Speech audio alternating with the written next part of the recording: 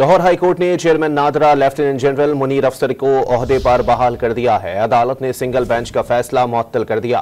मजीद जानते हैं don news के नुमाइंदे मियां शोएब से। शोएब बताइएगा।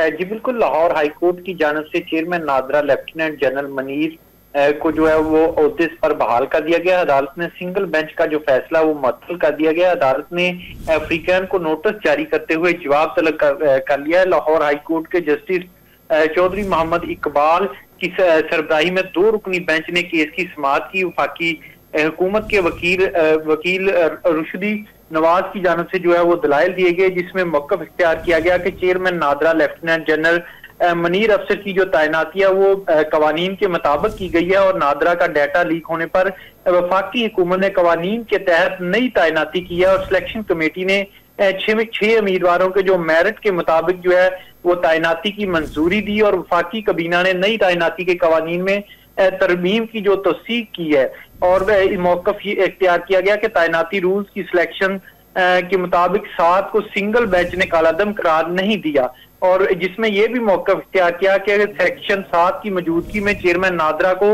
ओहदे से नहीं हटाया जा सकता और लिहाजा अदालत सिंगल बेंच का जो फैसला वो हकायक के बरक्स सुनाया गया था, इस फैसले को कल अदम करार दे, जिस पर अदालत की जानिब से chairman NADRA lieutenant general Munir अफसर को ओहदे पर बहाल कर दिया गया है। जी बहुत शुक्रिया मियां शोएब अपडेट करने के लिए।